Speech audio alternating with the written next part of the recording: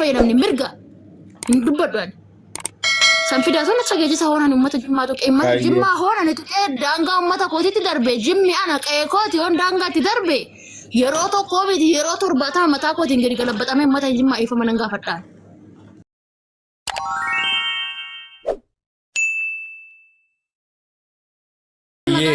Hiyyoo garuu eeyyen arrabsee jira.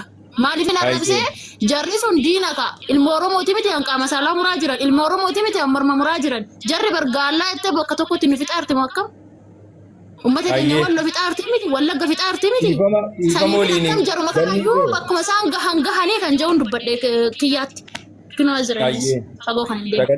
Sagaleen kun nagaama miti ganni. Jira. Ayyee Khalid maa baate bannaati natti mufattee akkan taane wallahi dabalee kaabbaan dhimma siireesii waan ta'eef kiyyaadhaa fi ganniidha waan ta'eef sanaaf inni isee jedhee Aleeks Taayyee atis baga nagaadhaan dhuftee waan nama miidiyaarra deemaa jiru hundumti keenya iyyuu waliin argaa jirra. Dr. Khaliif mootiisis hin dubbifnee baga nagaadhaan dhuftee jettee qilleensumarraan si dubbisee hin jira. Wantoota tibba guyyaa laman kana deemaa jiru hundumti keessanii argaa jirtu. Tirfiyoo qabaatte bira ifama guddaa wajjin birbira tirfiyoo qabaatte viidiyoo kiyya saffidiitii naagee achisiitii uummata kanaa sumarratti dhiifama gaafadhee deema yoo dhuguma jimmatti maqaa tokkotti bu'ee hawaasa qooqaalitti daangaa takka darbee sababa kiyyaatti darbe amma asirra dhiifama gaafadhee deema naafni dhiifama tasgabbaa'ii miyuutii si godheera ganni tasgabbaa'ii dhiifama ooko kiyyaa. Sudah yaalaa jirra waan ta'eef qajeelfadheen dhufaa qoye kunoo laal. Maal?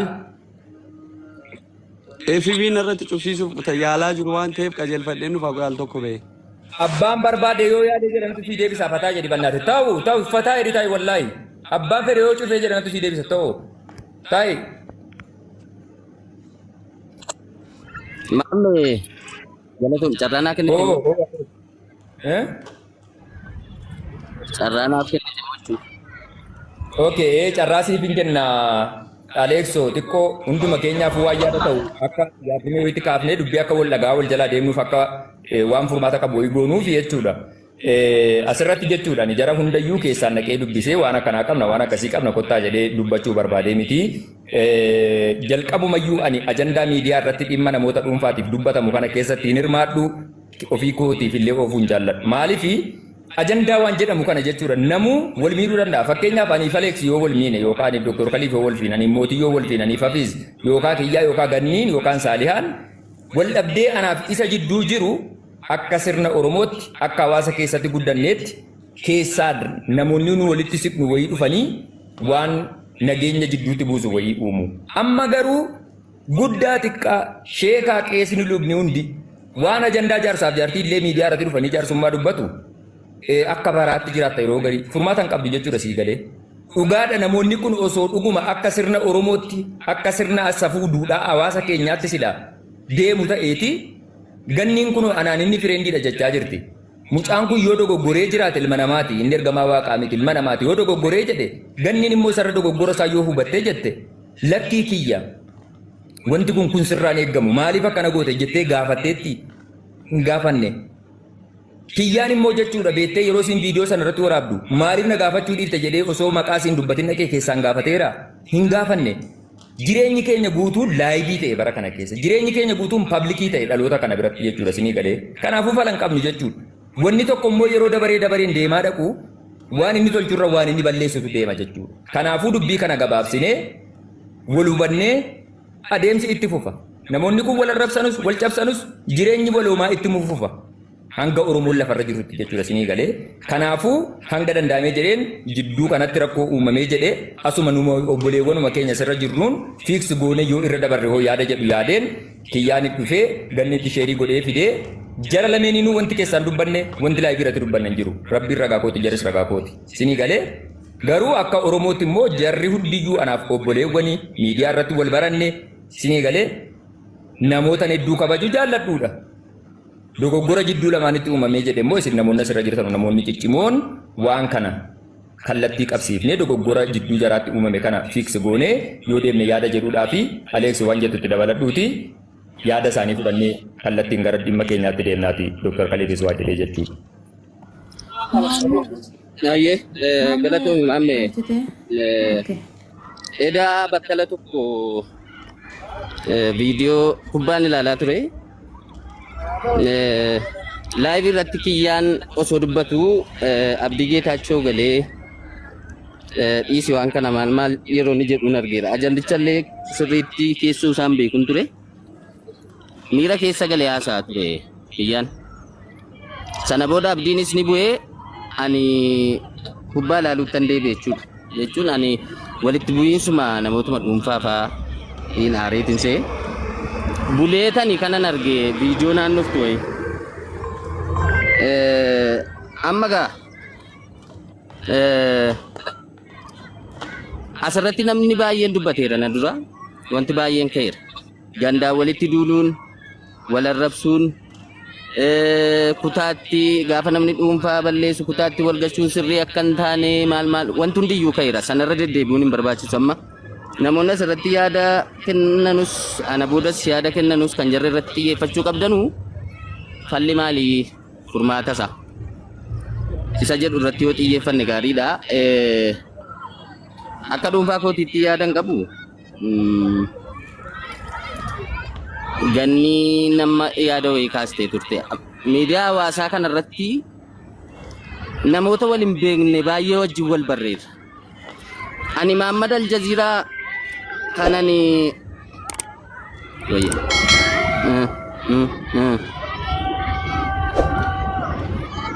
koy live irra jiru. Miyuutii si godheera itti maddu damma gurguraa siluma jaarsummaa maalii dubbachuudhaaf as seente. Ay bilina. Itti kufeeyyee. Muhammad Aljaziiraa akka dhuunfaattis haa ta'u yaada isaa ilaalcha isaa ilaaleetan gaafa naa ta'u gaafa natti toluun dhaqee follow godha.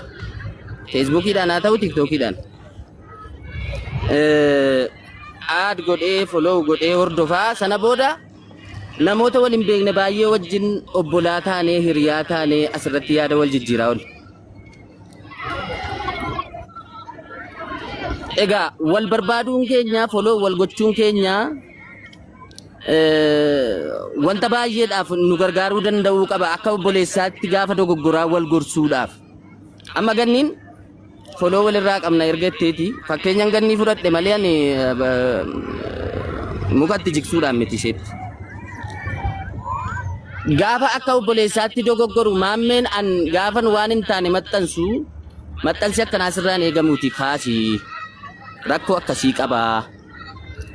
Naan jedhee na kaasistee beektaa wantoota dogoggoran hojjedhurraas na deebistee beekta. Wanti namni wal barbaadee follow wal godhuu faana kanaatiif ta'uu qaba.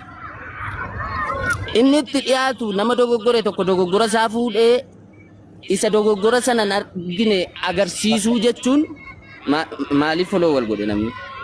Okay, itti deebita Alexiko. Hafiizoo koo yeroo tokko dubbatteetta waan ta'eef deebitee seentaa dhiifama naaf godhi hin deebitaate Abdii Geetaachoo keessa seensisee. Maamma Filis daqiiqaa 5 dubbadhee bu'uu nama jala. Daqiiqaa 5? Jechuun daqiiqaa 2 loonaan taana ergaa dabarfadheetumaan deema. Hayyee. Dhiifama narraa ta'a hundi keessanuu. Assalamu alaikum warahmatullahi wabarakatuh. Kan kanaan wal qabatu moo waa yaada biraati? Waalaikum salaam warahmatullah. Ani amma jechuun waan kanaan wal qabatu osoo hin tahin ergaa gamta namni amma baay'inaan jiruuf dhaamsuma wayii dhaametu. Miyuutii godhadhu obboleessa kiyya. Maaliifi ajandaan tokko yeroo wanni tokko goolabamuuf deemu tasgabbaatti baay'inuma namaa qofa laaluun keenya gaarii miti. Miliyoonni maa asirratti nun daawwatin. Ilmi namaa kalibba kalaqqasuun baay'ee gadda hin jetti warri suni. Onni irraa yoo boo'an golgaan ijaa'imimmaan hin dhorku. Namni fedha yoo qabaate namni lama sadis yaada kee yoo dhaggeeffate bu'aatti jijjiiruu danda'a. Kumaatamna sirrii lakkoofsaan callisee ajandaa dhaggeeffachuuf kan taa'u taa'ee dhiisee waan jijjiirama qabu miti waan ta'eef yaada keenya gargariin godhu attenshinii keenya na of qolchisiisuuffachuudhaaf miti. Kabajaa guddaa jaalala guddaa mootii koo. Gabaabsee xumuradha. Baay'ee xumuradha. Abdii ergadhu Abdii Geetaachoo itti fufi. Egaa akkasitti wal gorsinee dogoggora keenya bakka kanatti dogoggortee taakaasii waan akkanaa dubbii kanaa dhiisii waliin jechuutu dandeenyu finnee asitti wal afarsina sii galee. Dogoggora nama tokko isan dhageenye dhageessisuu ajandaa babal'isuu ammoo tiktokiin kun xiqqoo pilaatfoormii jiran keessa rakkinni isaa maalidha dubbachuu dandeenyaan inuma hojjettaa asirratti wanta barbaadde karuma sitti dhufe haasofta jechuudha amma gama biraatiin yoo deemte barreeffamni kee ilaalamaa yaadni kee ilaalamaa salphaa miti jechuudha akka tiktokii kanarra so hundiyyuu irratti hirmaachuu danda'a isa kanatu babal'ise egaa amma maaltu ta'uu qabare boris wanti kun akkasumaanoo deemaa namoota waan kana godhanu akkam gochuu qabnaa isa jedhu irratti yaada dhuunfaa koo kiyyaani miira keessa galuunsaa xiiqii keessa galee erganaa dabalee dubbachuunsaa illee sirrii miti dogoggoreera kiyyaas gaafa inni dogoggoru namni biraa kutaa isaatiin bakka inni itti dhalateen sababa isaa arrabsee fi dogoggora isaa wajjin warri isa deeggaranus kiyyaasii wajjin hin jirra bagatti cabsite warri jedhanus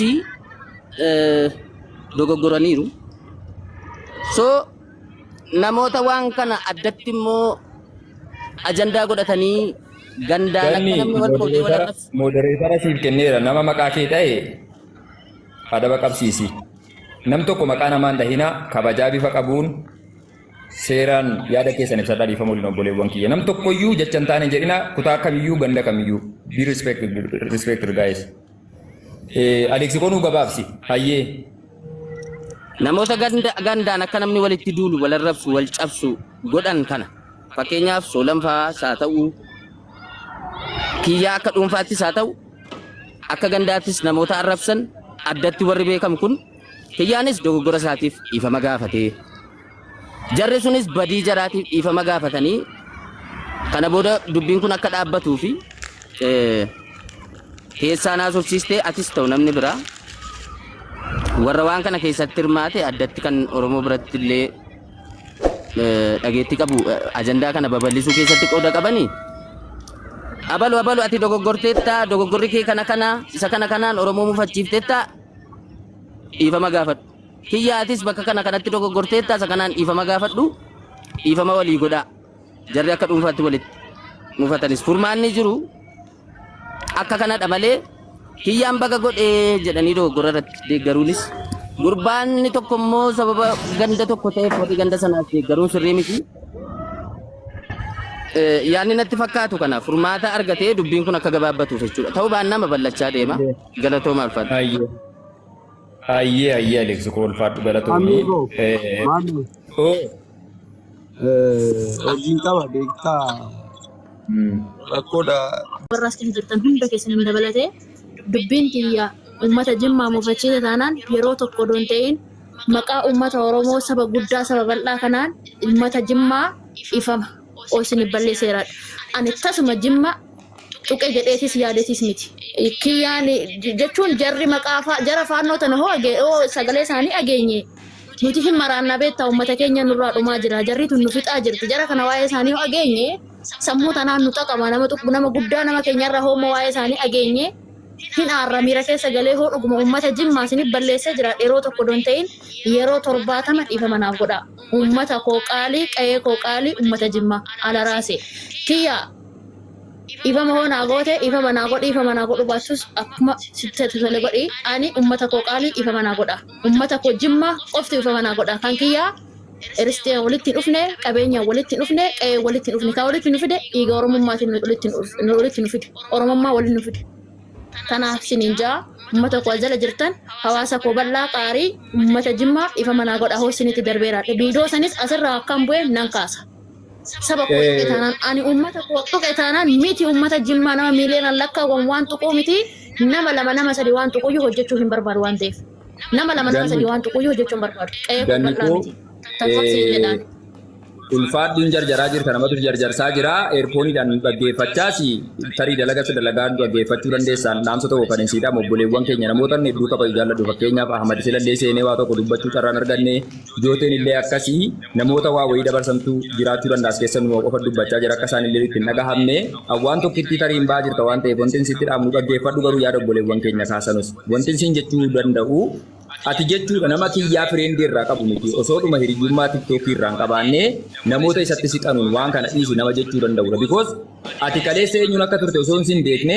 akkuma namoonni waan fedhan siin jedhan yookaan namoonni koomentii jalatti isaa ta'uu gastii irratti waa'ee kee tarii yoo badoo mallee dubbatanii jedhan dhugaadha jedheen fudhachuu danda'a ture kaleessa garuu ati gaafa namni rakkatu Oromoo kutaa kamiyyuu osoo hin jedhin hanga dandeessuun jechuudha sii galee maallaqaan yaadaan even amantaan illee rakkoon amantaa Oromoo jidduutti yeroo dhuftee jette illee amantaan kee otoo ortodoksii ta'uu bakka sadarkaati ustaazota gargaaraa turte maallaqaati ustaaza gargaaraa turte hin beekaa bara bakka kamittuu Oromummaadhaaf jettee waa iddoo goota waan ta'eef ilmi namaa immoo dogoggoruu danda'a ani kanarra irratti afaan mi'eeffachuudhaaf yookaan araaraaf jedhee fakkeessuuf osoo hin taane rabbiitu na beekaa akka kee dhoksuu hin barbaadu waan ta'eef kana dubbachaa jira ilma namaatti dogoggoruu dandeessa viidiyoo keessa na zeeroo ilaalu hedduu rifadhee jedhe jechoota akkasii sirraan eeguwani maaliif yoo hangam aarte yoo hangam mufatte waan dhuunfaati miti wanti kun waa walooti namni kun nama narrabsine nama waraanne nama najjeefne maaliif waan kana goote jettee gaafachuu nama danda'udha intala sammuu qartuuti attamitti ati jechuudha viidiyoo isarratti gootee osoo keessaan hin gaafanne osoo sababa addan baafanne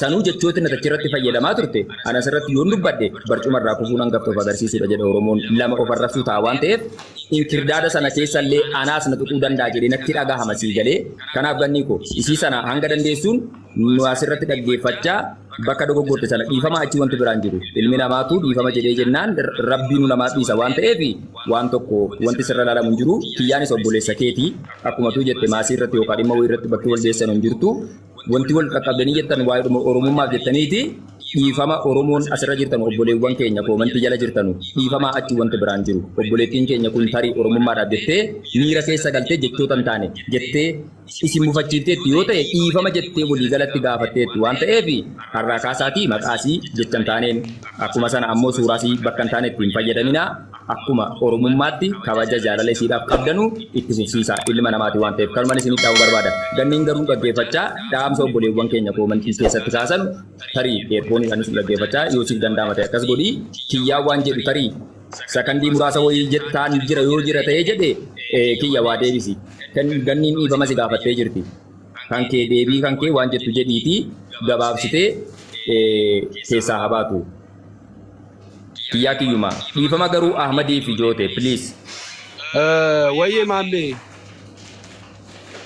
itti fufu abbootii ifama naa goota manaaf hin gootooti amma si balleesseera ifama si darbeera ifama yaa buleessa koo maammee ani ganni jira humaa rakkoon qabu amma an kan naa arrabsuu rakkoon qabu jedheera bara anaan amma fakkeenyaaf naa arrabsaa rakkoon qabu yoo dhiifama jettes rakkoon qabu dhiifama si galee ani gandiin tuqaminidha si galee ana fakkeenyaaf Salamoon mucaan fincaan bara sabaasabaatti achitti zammataniitiin dhalatan sun na arrabsa yeroodhaan dhufee nama beekaa Oromoo arrabsa harmee kee hedduu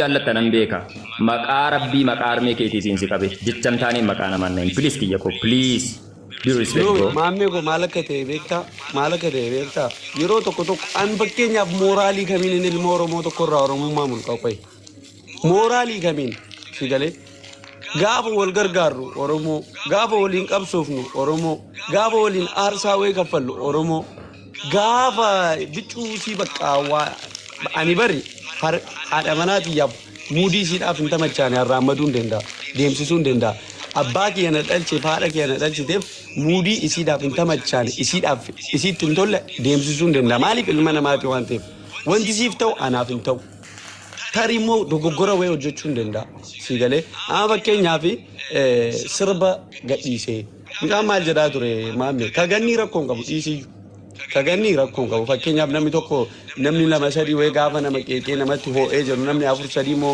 suuraa namaa galabbatee laayivii irra seenee nama arrabsu tokko itti fakkaachuu danda'a osoo nu hubatiin innillee imooshinaal ta'uu danda'a keessa galuu danda'a si galee inni kaanillee jechuudha itti murteessu Ama kan mucaa sanaa fakkeenyaaf yeroo darbe biyya dhufee akkasitti simatanii akkasitti jiraatee akkasitti maal ta'e hinaaffaa tokko jedhe. Qoy hiika manaa godhi qoy. Akkasitti biyya akkam beektaa? Amma dubbiin kun goolabbii argatu jechaa jira.